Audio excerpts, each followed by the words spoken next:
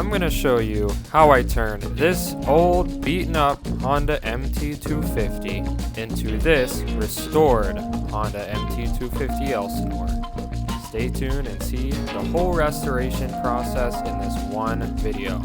From when I rolled the bike into my garage, all the way up to when it left my driveway to the new owner. And everything else in between.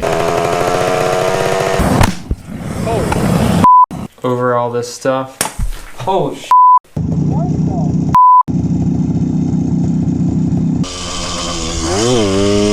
oh, 7 days. We're past 7 days.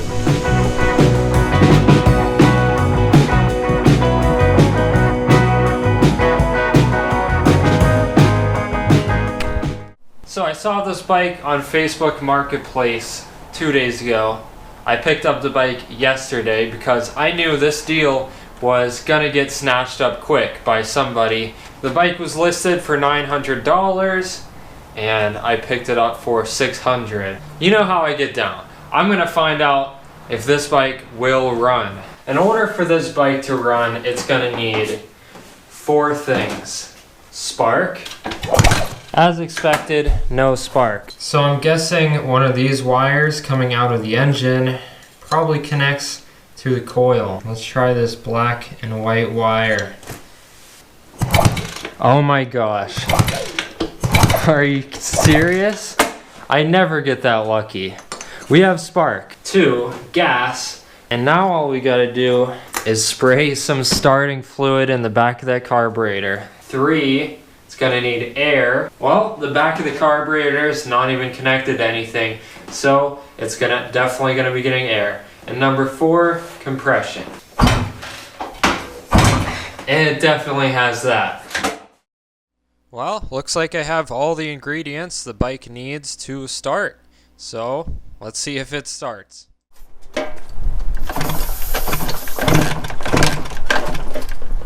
Nope. Almost. Whoa. This thing is backfiring like crazy. More nope. Ow. My foot hurts really bad. And nope. Not gonna start. So, I did what any logical person would do. I cleaned the carburetor. I flushed some clean gas through the tank and then hooked the tank up to the carb. Put an air filter on it. New spark plug. Now it definitely should start, right? Well, no. And I discovered something. Take a look at this ignition coil right here. Obviously doesn't even line up with the bolt holes on the frame. It says CM6120, which is from a different bike. So I had to pick up the correct ignition coil. And then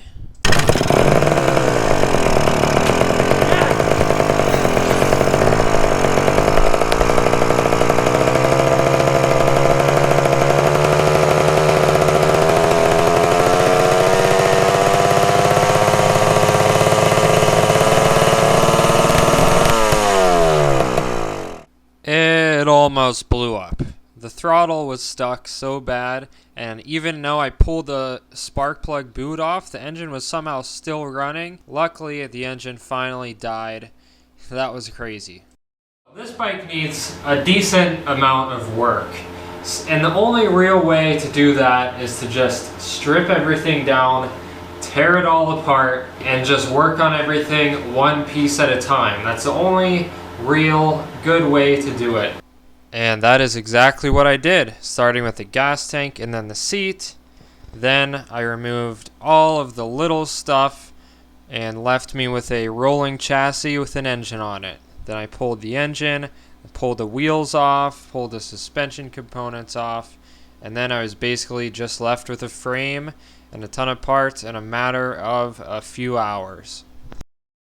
Well, the whole bike is disassembled. I really don't know where to go from here. I could go ahead and repaint the frame or the gas tank, or I could go through the engine. What I actually ended up doing was restoring the front forks, the suspension of the bike. No, I did not completely disassemble them. I didn't think I needed to because the seals are not leaking, and they never leaked the whole time I owned the bike, so I guess the seals were just good. What I did do was polish the forks up really nicely and painted the triple tree. This looks perfect. Not bad for a paint job at 11 o'clock at night in 0-degree weather. And then later on, I did change the fork oil. Overall, I was really happy with how these forks came out, and to be honest, I wouldn't change anything about how I did this. But what I would change something about how I did is the exhaust. If I did it again, I would probably not almost blow myself up. Oh. So this exhaust was full of about 30 years of oil, carbon buildup, and rust, and I had to clear that out somehow. The best way that I've seen online is to use heat. So I tried using a heat gun for a while, and that just was not enough. 20 minutes, still no fire, so I am introducing the fire myself.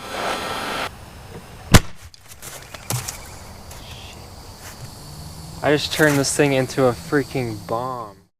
If I was gonna ever do this again, I would just build a big fire and toss this exhaust right in the middle of it and leave it for a few hours. Luckily, this pipe didn't completely blow up to smithereens, and I was able to simply sand it down smooth and give it a nice coat of flame-proof paint. All in all, the exhaust came out pretty good. Here's the finished product.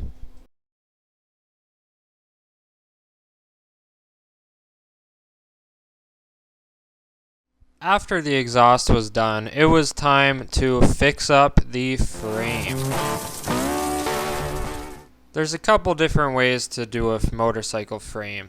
1, get it powder coated, and 2, paint it yourself. I've always been one to try to do as many things myself as possible, so I chose to paint this frame. The finish came out very good, and almost as good as powder coating, but of course it will never be as good as powder coating. So if you care about longevity and something lasting a really long time, maybe get it powder coated. But in my case, the paint held up really well.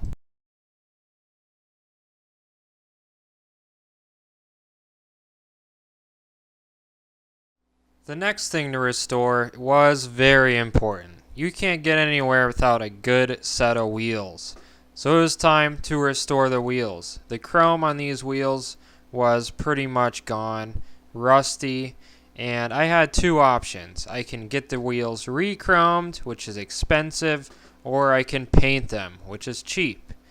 And while I chose the cheaper option, if I did it again, I would just get them chromed, because whenever you go to mount the tires, this paint's going to get messed up, and it's just a big headache. So I would honestly recommend to just get them chromed next time. These wheels did come out looking pretty good, but will they stay looking this good? I don't know. Like an idiot, I bought this bike with no title. Dang it. So of course, there was some legal stuff I had to do, like getting a title for this bike through the state of Vermont, which luckily is very loose with titling. Once I had the Vermont title, I simply transferred it to my home state of Pennsylvania, paid for the registration, and boom, got a license plate. Then I was riding this thing on the roads legally. And let's not forget about the seat.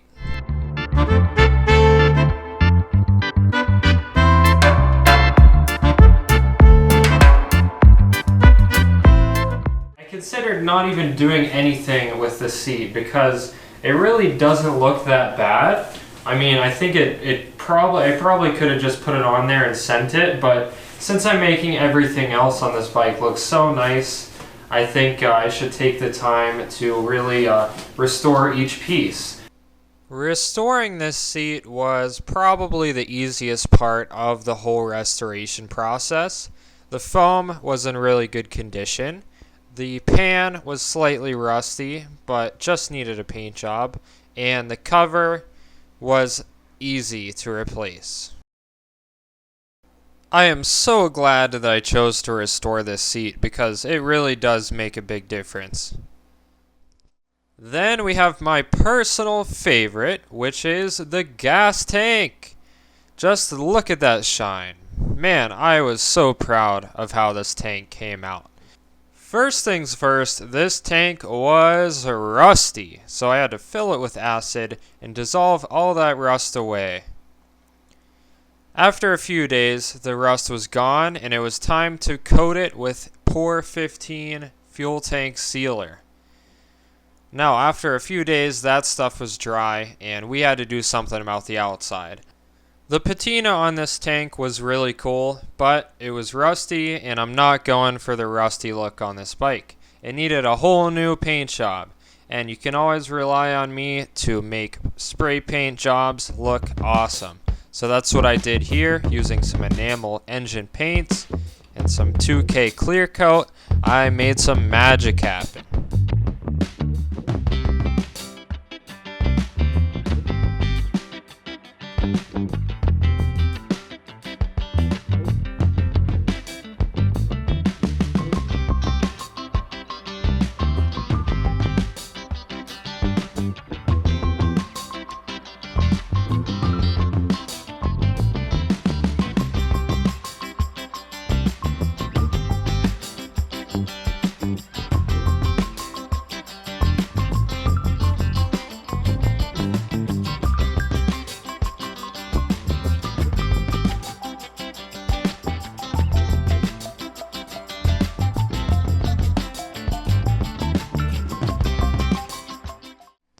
And then there was everything else.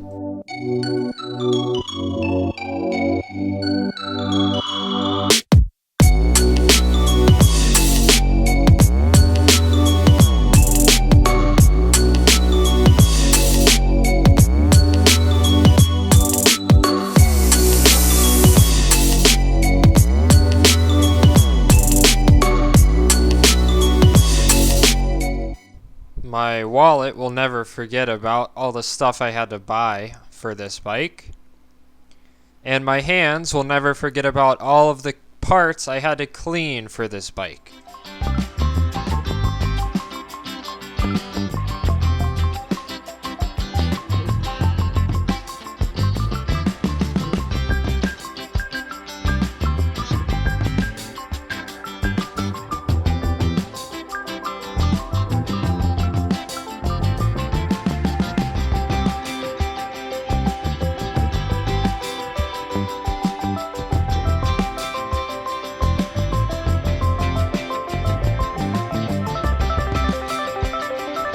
After all that hard work, it was finally time to reassemble the bike.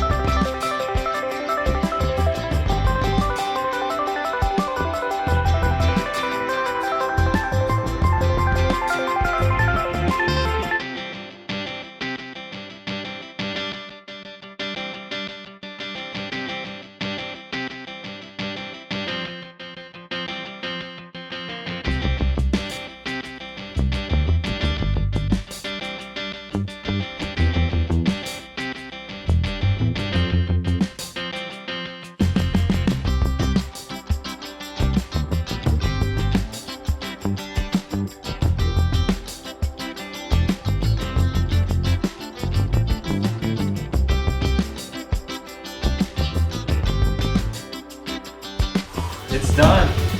Might as well sit on the bike. Oh yeah. Holy crap, guys. We have a bike now. Just a few days ago, this was just a ton of parts in my shop, and now it's a bike. It's an almost complete bike, too. I mean, it is complete. There's just a few little things to tie up, few loose ends. Few little loose ends. Yeah, you could say that. I had a lot of little loose ends to tie up. Mainly the wiring. Man, that was tough. Let's look at that.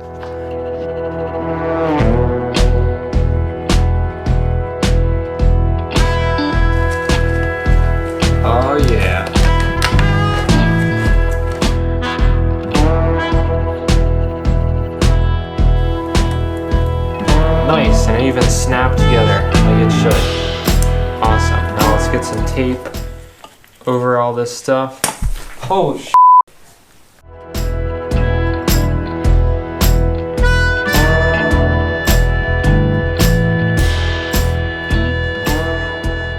After tying up all those loose ends, there were even more loose ends. Namely, the bike running in reverse. I didn't even know that was possible, but I found out that this engine was stuck running in reverse. And I didn't find out until I tried to ride the thing. After scratching my head for a few days, I not only had lost all my hair, I also found out that somebody had installed the points plate completely 180 degrees backwards. And that's why it was sending the spark to the spark plug at the wrong time and sending the piston the wrong way. Once I fixed that, the engine actually ran much better, sounded different, and I was able to take it on a real test ride. Wow.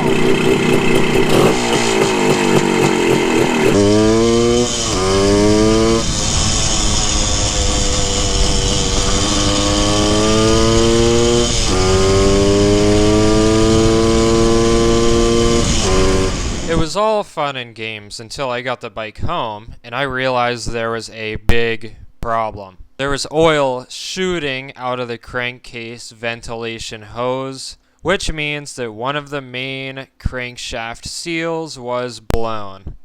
And to fix that, you guessed it, you got to pull the engine out and split the cases, pull the crankshaft out, and replace the seals. So that's exactly what I did. Let's just drop it in, and then the exhaust back on.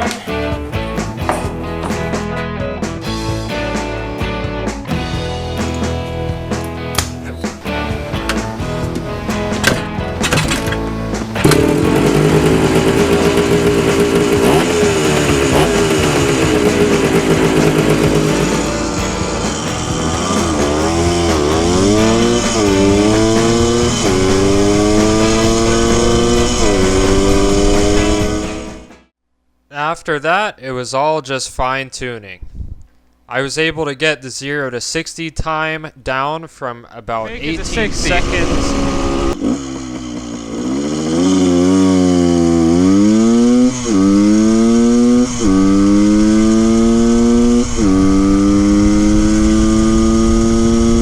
All the way to about 10 seconds, which is pretty good enough for me. And I was ready to just ride the thing. So I rode the thing.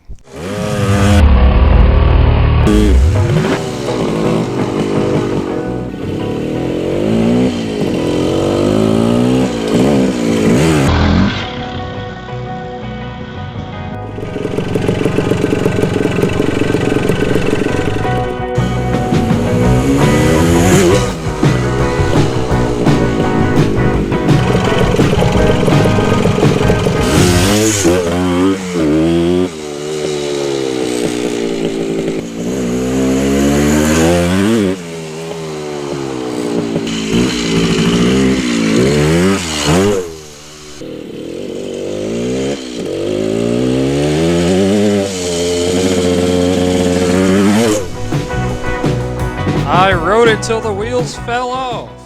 Well, not really. The wheels stayed on, and I sold the bike a little bit after this, because I was trying to make a little bit of money.